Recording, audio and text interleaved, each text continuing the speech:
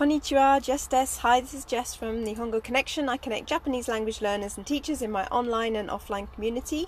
I'm based in Edinburgh, Scotland, but I make sure to speak Japanese every day. I'm currently on a road trip. I'm going to go see my parents at a music festival. So I've just taken a break. I'm in my van. I'm at one of these. This is my little van. I'm at one of these rest stops. What do they call them in English?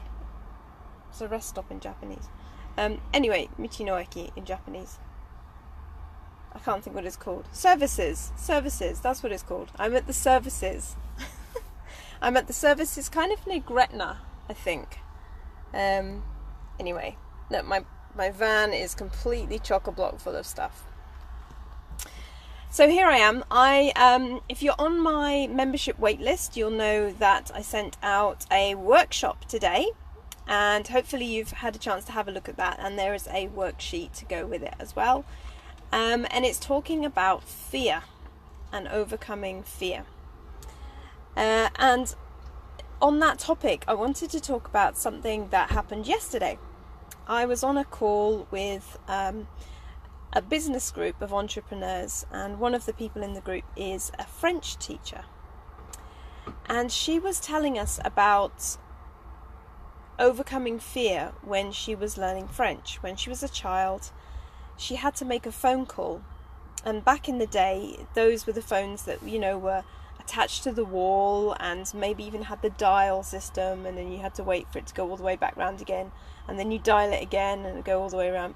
So one of those old phone, yes, I'm old enough to know those phones. So she kept trying to make this phone call to a friend in France,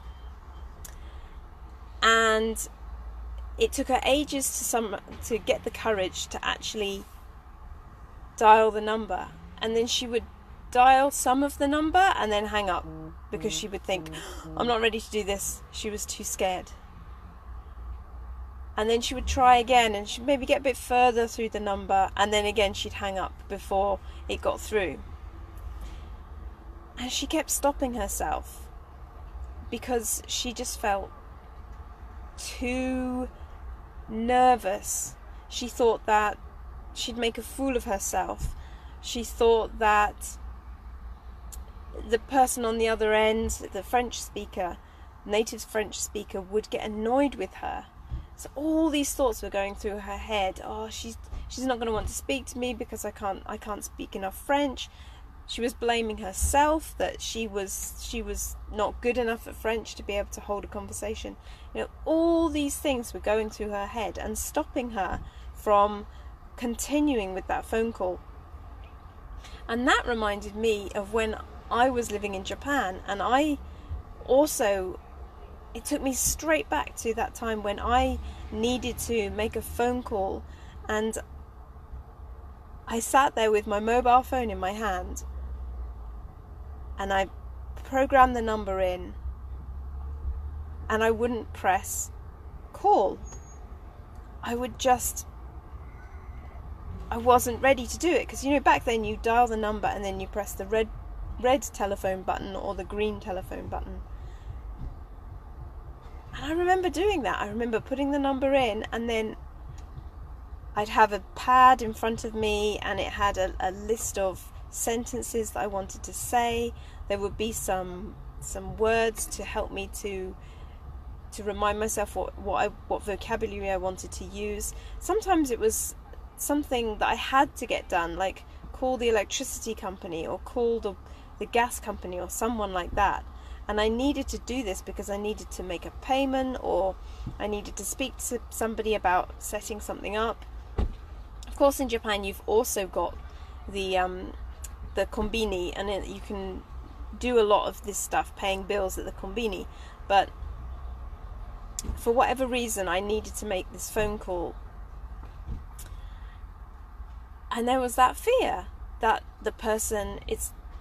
I'm going to humiliate myself. That person's not going to understand me. They're going to get angry with me for not being able to communicate. What am I thinking? I'm so silly to think I'm ready to speak on the phone with somebody. Whereas I had a mobile phone and people would call me and speak to me in Japanese. And when that happened, I had no choice but to try. There was no preparation. There was no pad with something scribbled on it ready. You know, I could be anywhere. I could be out anywhere. And that phone call could come and someone could be speaking to me in Japanese and I would just have to deal with it. Head southwest, then turn left. Oh, that's my GPS telling me where to go. So, what I'm saying is, you can have all the preparation in the world, but if you're then in a situation where someone is just going to speak to you, that's the best, because you have to think on your feet and you just have to, there's none of this nervous energy beforehand, because you don't realize it's going to happen until your phone rings and then you answer and it's someone speaking to you in Japanese, and you just have to make the best of it. And you get through it. You'll get through it. You'll say what you need to say, you'll understand or you'll not understand, but you will survive the phone call. I promise you, you will survive that phone call. And you will have learnt something from that. We never fail, we learn, and we move forwards. So that's what I wanted to say. Just remember that when the anxiety is there before you do something, you are going to get so much from doing the thing that you're afraid of. So just go for it. Or ask somebody to call you. If you could actually phone them and hang up, and then they would call back, and then you have no choice but to speak to them. So that's what I want to leave you with. Feel the fear and do it anyway. Feel the fear and do it anyway. And if you haven't yet signed up for the membership waitlist, if you get on that waitlist, I'm doing free workshops and sending the details just to people on that waitlist. So if you want to get involved in that, you can find the waitlist by going to my website. It's www.jessicabrowns.com. You can also put Nihongo Connection into Google and it will find the website. And sign up for the Nihongo Confidence waitlist. And once you get that, you'll get emails about this workshop. Free workshop. I'm doing four videos over the course of the week and a bit. So I look forward to seeing you, and feel the fear. Get on with it. Do it. Okay. Mata ne.